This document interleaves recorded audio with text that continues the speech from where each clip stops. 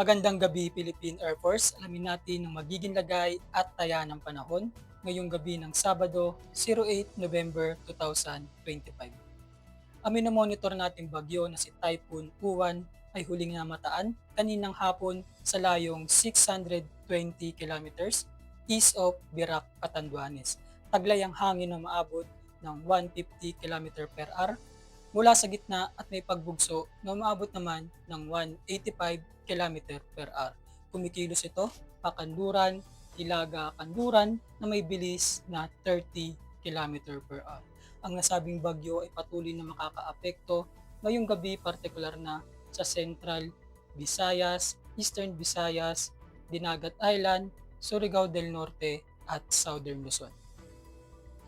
Para sa track ni Typhoon Uwan sa mga susunod na oras ay patuloy itong kikilos pakanluran, hilaga, kanluran at inaasahan bukas ng umaga ay papalapit ito sa area ng Catanduanes. Inaasahan din bukas na mag-intensify into super typhoon category bago ito maglandfall sa southern portion ng Isabela o northern portion ng Aurora.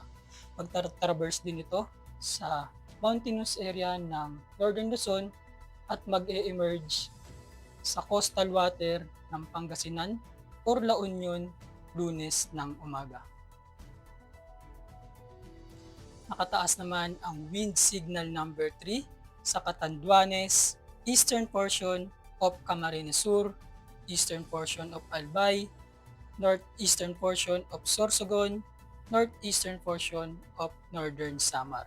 Signal number 2 naman sa eastern portion of mainland Cagayan, Isabela, Quirino, Nueva Vizcaya, Aurora, Nueva Ecija, Bulacan, Metro Manila, Rizal, Laguna, Quezon, Marinduque, Camarines Norte, the rest of Camarines Sur, the rest of Albay, the rest of Sorsogon, Burias Island, Ticao Island, the rest of Northern Samar, northern and central portion of Samar, northern and central portion of Eastern Samar.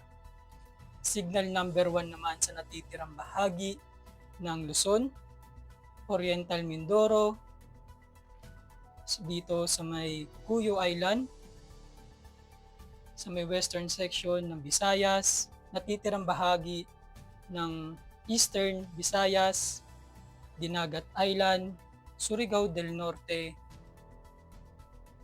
northern portion ng Agusan del Sur, sa may Bohol, Cebu, northern portion ng Negros Occidental at Oriental. Para naman sa magiging lagay ng panahon, bukas sa Puerto Princesa at Kalayaan Island, asahan bukas ang maulap na kalangitan na may kalat-kalat na pag-ulan, pagkidlat at pagkulog.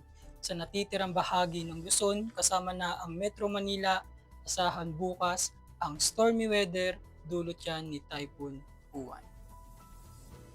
Sa Visayas at Mindanao, asahan din bukas ang maulap na kalangitan na may kalat-kalat na pag-ulan, pagkidlat at pagkulog.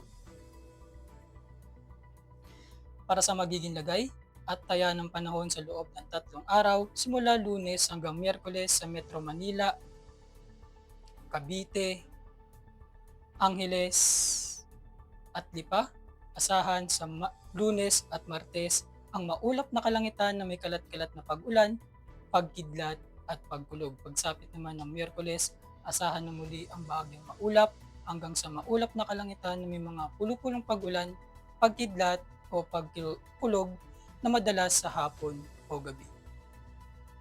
Sa Puerto Princesa, Kalayaan Island, Lapu-Lapu at Zamboanga hanggang Lunes, asahan ng maulap na kalangitan na may kalat-kalat na pag-ulan, pagkidlat at pagkulog.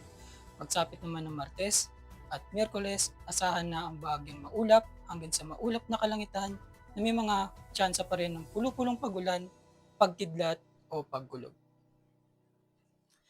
Sa Davao, Lunes hanggang Miyerkules, asahan ng bahagyang maulap hanggang sa maulap na kalangitan na may mga pulupulong pag-ulan, pagkidlat o pagkulog, dulot yan ng mga localized thunderstorm.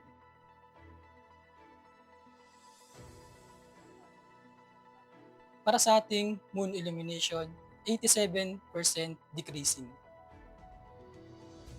Para manatiling updated sa lagay at taya ng panahon, i-follow lamang ang Air Force Weather Center sa aming social media accounts.